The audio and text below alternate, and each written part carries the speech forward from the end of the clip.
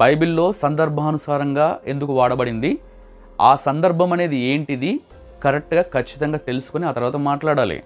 ఇప్పుడు బైబిల్లో ఏదుంటే అది ఉంది కదా అని చెప్పేసి సున్నం కొట్టిన సమాధులారా, అవివేకులారా, అల్ప విశ్వాసులారా, నక్కల్లారా అని నేనంటే అది కరెక్ట్ కాదు. అది సందర్భం ఏంటి అని చూసుకొని దాని ప్రకారంగా మాట్లాడాలి. కానీ మీ జాన్ పాల్ బ్రదర్ ఏం చేస్తాడు తెలుసా, తనకి అనుకూలంగా వాక్యాన్ని మార్చేసుకుంటాడు.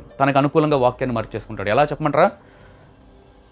ఎలా అంటే స్థిరపరచు వాడవు అని ఈ పాటలో ఏదైతే ఉందో దాన్ని తీసుకొని వచ్చి దేనికి లింక్ పెట్టేశాడనంటే, ఆది అపోస్తుల పాదాల దగ్గర అప్పుడున్న విశ్వాసులు తమ చరస్థిరాస్తులు అమ్మి తీసుకుని వచ్చి వాళ్ళ పాదాల దగ్గర పెట్టారు, అంతేగాని వాళ్ళు స్థిరపడాలి అన్నట్లు అనుకోలేదు అన్నట్టు మీ వాడు అసలు కంప్లీట్లీ డిఫరెంట్. అది స్థిరపరచు వాడవు అని అంటే మీ వాడికి అదే తట్టింది. ఎందుకంటే మీ వాడి ధ్యాస కూడా ఎప్పుడు అట్లానే ఉంటుంది కాబట్టి నేను చూపిస్తా. I show it, I prove it.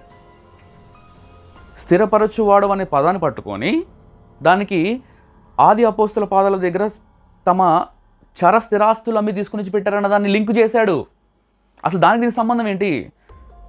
పాపములో నుండి ఆయన స్థిరపరిచేవాడై ఉన్నాడు, పడిపోయిన స్థితి నుంచి స్థిరపరిచేవాడై ఉన్నాడు, అనారోగ్య పరిస్థితి నుంచి లేపి మరలా స్థిరపరిచేవాడై ఉన్నాడు, బలహీనమైన సమయంలో నుంచి లేచి స్థిరపరిచేవాడై ఉన్నాడు.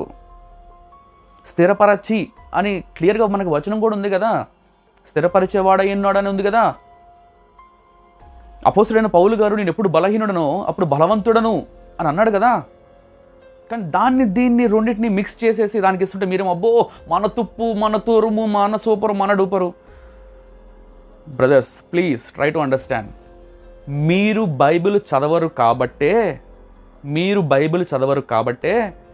మీ జాన్ పాల్ అన్న ఏది చెప్తే అది మీకు వావ్ సూపర్ డూపర్ అబ్బా అమోహం అంటున్నారు. బైబిల్ చదవండి. బైబిల్ చదివితే పరిశుద్ధాత్మ దేవుడు ఒకరికి జ్ఞానం ఇచ్చి ఒకరికి ఒక మర్మాన్ని ఓపెన్ చేసి మరి ఒకరికి క్లోజ్ చేసే దేవుడు కాదు కదా. అందరినీ సమానంగా చూసే దేవుడు కదా, అందరినీ సమానంగా ప్రేమించే దేవుడు కదా. మీరు బద్ధకస్తులే బైబిల్ చదవకుండా ఆయన బైబిల్లో నుండి ఏదైనా చెప్తే అబ్బా నువ్వు సూపర్ అన్నా, నువ్వు డూపర్ అన్నా. బైబిల్ చదవండి, మెడిటేట్ చేయండి, ధ్యానించండి, అప్పుడు మీకు అర్థమవుతుంది బైబిల్. మీరు బైబిల్ చదవరు, అందుకే మీ జాన్ అన్న ఏది చెప్తే అదే మీకు సూపర్ డూపర్లా కనిపిస్తుంది. మీరు చెప్పండి పోనీ స్థిరపరచు వాడవు అని అంటే దీన్ని లింక్ చేశాడు మీ అయ్యగారు. కరెక్టేనా అది? మరి బైబిల్లో 2వ యేసు ప్రభు వారు ఉన్నారంట. మన ఛానల్లోకి వెళ్ళి మొత్తం వీడియోలన్నీ చూసేసి ఇంత మించి బైబిల్ కాలేజ్ లేదని చెప్పాను, అంతే కదా. ఈ మాట వెనక ఏమనుకుంటారు అంటే నీ ఛానల్ బైబిల్ కాలేజా? బైబిల్ కాలేజీకి మించింది. 100 బైబిల్ కాలేజీలు పక్కన పెడితే ఎంతో, మన ఛానల్ చూస్తే అంత.